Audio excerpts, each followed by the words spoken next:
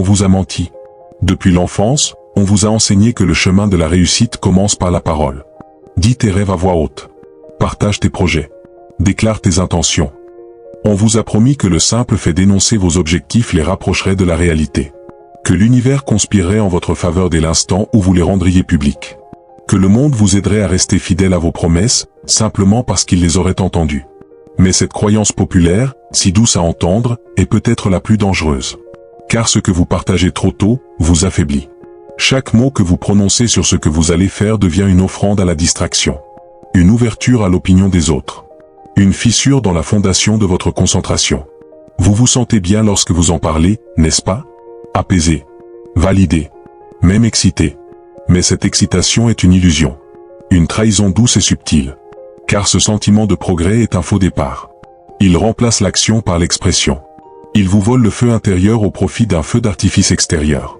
L'univers ne répond pas aux déclarations. Il répond à la discipline. Chaque fois que vous dites « je vais écrire un livre », votre cerveau vous récompense par une bouffée de dopamine. Une sensation de fierté. De déjà accompli. Et dans ce moment d'euphorie sociale, vous perdez ce qui comptait vraiment, l'énergie brute, la faim, la rage tranquille de celui qui bâtit dans l'ombre. Vous devenez dépendant de l'image, pas du processus. Et bientôt, vous n'écrivez plus pour exprimer la vérité. Vous écrivez pour prouver que vous êtes ce que vous avez prétendu être. Vous ne travaillez plus pour avancer. Vous travaillez pour ne pas décevoir ceux qui écoutent. Vous êtes passé de créateur à comédien. De bâtisseur à personnage. Et le pire dans tout cela? Vous avez cédé ce pouvoir de votre plein gré. En croyant que partager, c'était avancer. En croyant que dire « je vais le faire » avait autant de poids que le faire. Mais la réalité est sans pitié. Ce que vous partagez trop tôt, vous le sacrifiez. Les mots exposent vos ambitions à l'air libre. Et ce qui est exposé trop tôt est vulnérable. Vulnérable à l'envie. Vulnérable au doute. Vulnérable à la distraction. Vulnérable au regard qui scrute et aux lèvres qui jugent. Ne vous y trompez pas, la plupart des gens ne vous encourageront pas sincèrement. Ils vous jaugeront. Ils vous compareront. Ils vous attendront au tournant. Et dans cette attente, vous perdrez votre rythme. Vous commencerez à construire non plus pour devenir, mais pour paraître. Machiavel l'avait compris. Ce n'est pas dans la lumière que naît le pouvoir. C'est dans l'ombre, dans le secret, dans le silence. Alors rappelez-vous cette vérité, aussi simple que brutale. Partager, ce n'est pas avancer. Partager, c'est se disperser. Partager, c'est risquer de perdre ce que vous n'avez même pas encore conquis. Avant de montrer vos plans au monde, construisez un mur. Avant de prononcer un mot, posez une pierre. Avant de demander l'attention, méritez le respect. Et quand le moment viendra, vous n'aurez pas besoin de parler. Vos résultats parleront à votre place. Le silence n'est pas une absence. C'est une puissance que peu comprennent et encore moins maîtrisent. Dans un monde obsédé par la visibilité, le silence est devenu un acte de rébellion. On vous a appris que vous deviez vous faire entendre pour exister. Qu'il fallait parler fort pour être respecté. Qu'il fallait être vu pour être reconnu. Mais Machiavel, lui, connaissait une autre vérité. Ceux qui parlent trop révèlent leur faiblesse. Ceux qui se taisent possèdent l'avantage. Le silence est une stratégie. Il est l'arme de ceux qui n'ont rien à prouver, mais tout à préparer. Il est la cachette sacrée où grandissent les projets trop précieux pour être exposés. Il est la chambre forte de la volonté, où s'accumulent les décisions, les efforts, les plans. Et pendant que le monde se distrait à commenter, à poster, à proclamer, le stratège silencieux, lui, construit. Pierre par pierre. Sans validation. Sans annonce. Le silence est un levier. Il crée l'espace nécessaire à la concentration. Il protège votre énergie de la contamination extérieure. Il préserve votre vision des projections des autres. Car dès que vous parlez, vous devenez vulnérable. Vos paroles peuvent être utilisées contre vous. Vos intentions peuvent être détournées, copiées, minées. Votre flamme peut être étouffée par des mains bienveillantes mais ignorantes. Mais dans le silence, vous êtes libre. Libre d'échouer en paix. Libre de recommencer sans honte. Libre d'avancer sans explication. Libre de pivoter sans devoir vous justifier. Vous n'avez de compte à rendre à personne. Pas à votre entourage. Pas à vos abonnés. Pas à vos amis. Vous êtes souverain sur votre terrain. Et cette souveraineté commence là où le bruit s'arrête. Le silence n'est pas un refuge des faibles. C'est le sanctuaire des forts. Ceux qui n'ont pas besoin d'applaudissements pour avancer. Ceux qui puisent leur feu non dans les regards extérieurs, mais dans leurs propres convictions. Comprenez ceci. Le silence n'est pas vide. Il est dense. Chargé. Électrique. Il est comme la terre avant le tremblement. Calme. mais prêt à tout bouleverser.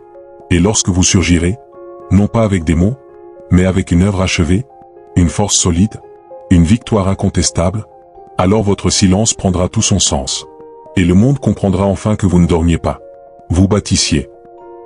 Le plus grand piège de l'ambition n'est pas l'échec. C'est l'illusion de la réussite avant l'effort. Et ce piège, vous y tombez chaque fois que vous recevez des applaudissements pour quelque chose que vous n'avez pas encore accompli. Il suffit de dire à haute voix: je vais lancer mon entreprise. Je vais écrire un livre. Je vais changer ma vie. Et comme par magie, les échos sociaux affluent. C'est génial. Tu vas tout déchirer. Je crois en toi. Et votre cerveau, naïf et affamé, prend ces mots pour des trophées.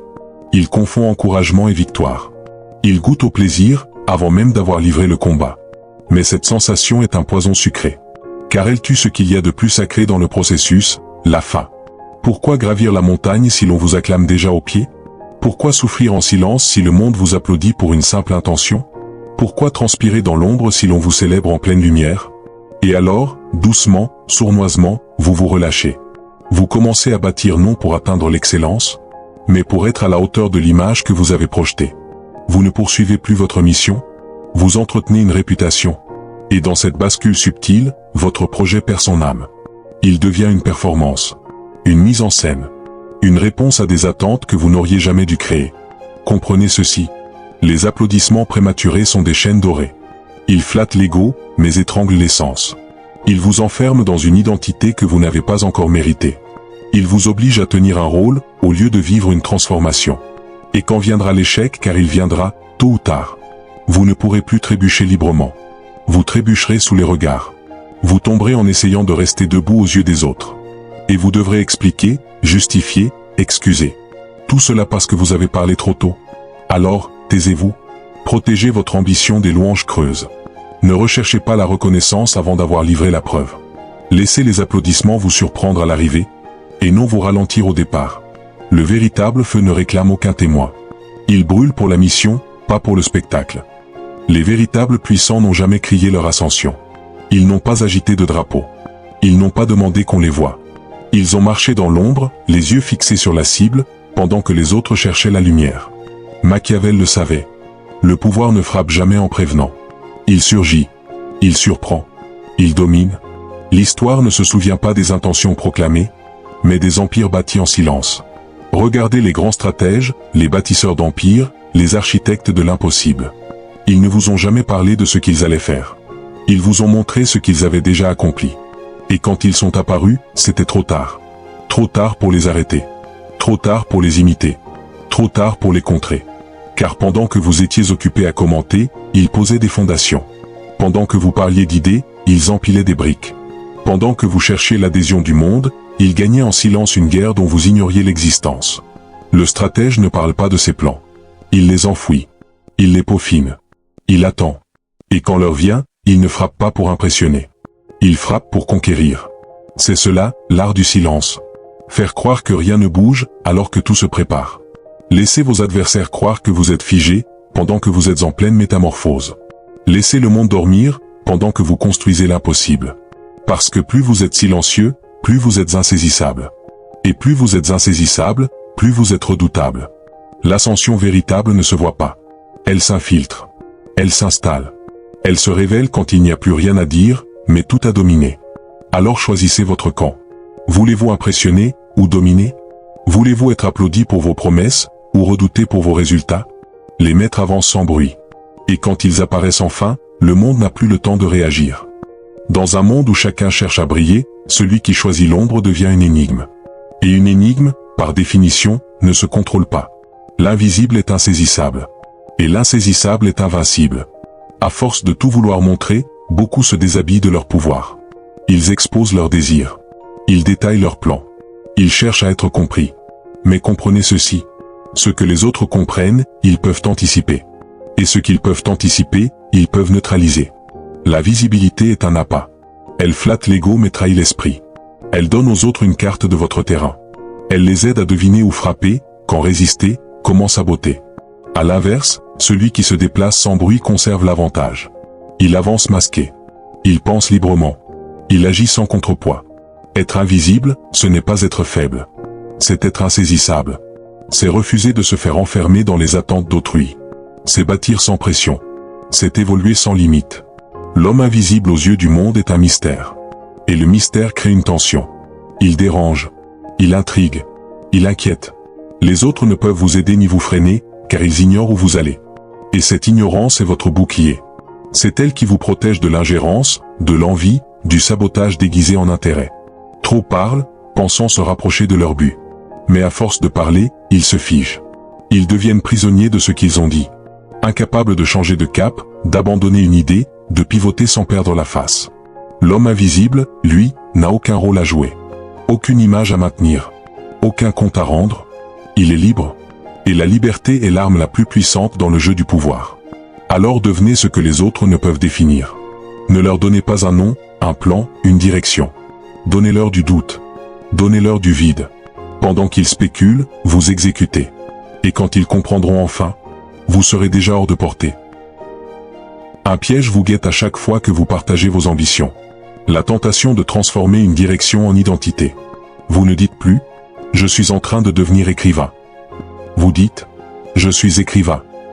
Vous ne dites plus « Je bâtis un projet ». Vous proclamez « Je suis entrepreneur ». Et à cet instant précis, vous passez de mouvement à fixation, de transformation à posture. Car une identité affirmée trop tôt devient un rôle à jouer. Et un rôle à jouer devient une cage dorée. Vous commencez à agir non pas pour progresser, mais pour rester fidèle à cette image. Vous vous demandez moins, qu'est-ce qui est vrai pour moi? Et davantage, qu'est-ce que les autres attendent de moi? Et dans cette dérive silencieuse, vous cessez d'évoluer. Les mots sont puissants. Ils sculptent la réalité. Mais mal utilisés, ils figent l'évolution. Ils remplacent la discipline par l'image, le travail par la posture, la trajectoire par le personnage. Or vous ne devez pas être un personnage. Vous devez être un processus vivant. En constante construction. En révision permanente. Partager une ambition trop tôt, c'est comme figer un tableau encore en cours de peinture. C'est clouer une œuvre avant qu'elle soit terminée. C'est enfermer un feu en plein allumage. Ce que vous devez faire, c'est protéger le mouvement. Protéger la croissance.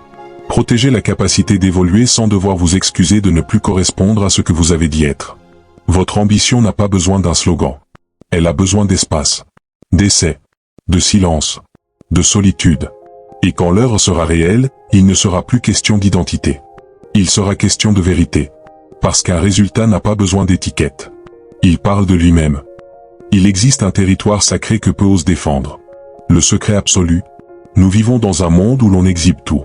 Les projets, les émotions, les ambitions sont exposés au grand jour comme des trophées. Chaque victoire partielle devient une annonce. Chaque début d'idée devient un poste. Mais à force d'exposer votre processus, vous le dénaturez. Vous le soumettez à des regards qu'il n'a pas encore la force de supporter. Vous ouvrez la porte à la vie de ceux qui ne portent pas votre vision. Comprenez ceci. Tout ce qui est sacré mérite d'être protégé. Un chef-d'œuvre ne se dévoile pas alors qu'il est encore inachevé. Une fondation ne s'expose pas au vent avant que le bâtiment ne soit construit. Un rêve n'appartient qu'à celui qui le porte, jusqu'à ce qu'il soit accompli. Votre ambition est un royaume naissant. Tant qu'elle est jeune, elle est vulnérable. Chaque voix extérieure est une main qui peut la déformer. Même les encouragements sincères peuvent devenir des distractions toxiques. Même les compliments peuvent vous anesthésier. Le secret est une souveraineté. Il vous affranchit du besoin d'approbation. Il vous délivre des comparaisons. Il vous protège des critiques prématurées et des louanges vides. Celui qui protège son processus protège son pouvoir. Il construit sans autorisation. Il échoue sans témoin. Il corrige sans explication. Machiavel l'avait compris depuis longtemps. Le pouvoir appartient à celui qui contrôle l'information. Plus les autres en savent sur vos intentions, plus ils ont du levier sur vous. Moins ils en savent, plus vous gardez la main sur le jeu. Vous ne devez rien à personne. Ni vos plans, ni votre calendrier, ni vos étapes. Vous ne leur devez qu'une seule chose. Le résultat, une fois qu'il est incontestable. Jusque-là, laissez le secret être votre forteresse. L'énergie de création est pure, brute, concentrée. Elle est comme un feu intérieur qu'il faut nourrir et protéger. Mais chaque fois que vous partagez prématurément vos ambitions, vous dispersez cette énergie. En parlant de vos projets, vous ressentez un soulagement immédiat. Vous avez l'impression d'avoir avancé simplement parce que vous l'avez formulé. Mais c'est une illusion. Vous avez échangé du mouvement réel contre du réconfort immédiat. Car lorsque vous exposez vos plans, vous récoltez des réactions. Même les simples « c'est super » deviennent des substituts d'accomplissement. Votre cerveau célèbre quelque chose qui n'a pas encore été créé. Et peu à peu, la tension créative diminue. Pourquoi travailler avec acharnement si l'on vous félicite déjà? Pourquoi poursuivre l'effort quand l'éco-social vous a déjà récompensé? Le partage vole la tension nécessaire au dépassement. Pire encore, vous devenez dépendant des réactions extérieures. Chaque nouveau projet devient une quête d'approbation sociale. Chaque étape franchie est moins portée par la mission que par l'attente de validation. Vous cessez de construire pour la vision. Vous construisez pour nourrir une audience qui n'était jamais censée exister à ce stade. C'est ainsi que beaucoup perdent la rigueur. Ils deviennent prisonniers de l'image qu'ils ont projetée. Leur mission devient une performance. Leur avancée devient fragile. Mais le vrai bâtisseur, lui, garde son énergie enfermée. Il la canalise dans son travail, son art, sa discipline. Il ne dilue pas sa force dans des discussions vaines. Chaque jour de silence est une journée où l'énergie s'accumule. Chaque heure de solitude est une heure de concentration maximale. Chaque refus de partage est un acte de puissance. Vous devenez un réservoir de feu. Et le jour venu, quand vous libérez enfin cette énergie, elle frappera avec une force que personne n'avait anticipée. Le mystère est une monnaie rare. Dans un monde où tout est montré, détaillé, expliqué, celui qui reste silencieux devient redoutable. Car l'esprit humain craint ce qu'il ne comprend pas. Chaque fois que vous laissez planer le doute, vous créez une tension psychologique. Les autres commencent à projeter sur vous leur propre scénario. Que prépare-t-il? Jusqu'où va-t-il aller? Quel est son véritable plan? Et dans cette incertitude, vous tenez les rênes. Machiavel enseignait que le pouvoir n'est pas uniquement dans l'action, mais dans la perception. Contrôlez ce que les autres perçoivent, et vous contrôlez leurs réactions. Le mystère vous offre plusieurs avantages décisifs. L'espace stratégique. Les gens ne sachant pas où vous allez, ils ne peuvent ni vous bloquer ni vous attaquer à temps. La sous-estimation. En vous voyant discret, beaucoup vous jugeront inoffensif. Ils baisseront leur garde. Et au moment venu, vous frapperez avant qu'ils ne comprennent ce qui se joue. La protection mentale. Personne n'interfère avec ce qu'il ne connaît pas. Vos idées restent pures, intactes, à l'abri des projections des autres. Trop parler, c'est exposer ses cartes. Trop montrer, c'est désarmer sa propre stratégie. Le mystère, lui, est votre armure. Chaque question sans réponse est une pierre ajoutée à votre forteresse. Chaque silence face à la curiosité est un rappel que vous détenez le contrôle. Vous devenez non seulement imprévisible, mais aussi indéfinissable. Et dans ce flou volontaire, votre autorité grandit. Le mystère intimide. Le mystère protège. Le mystère désoriente. Tandis que les autres s'épuisent à expliquer leur démarche, vous cultivez l'incompréhensible. Et quand viendra le jour de vérité, vous n'aurez pas besoin de convaincre. Vos résultats seront la réponse que personne n'avait vu venir. Au bout du chemin, il ne reste qu'une vérité brute.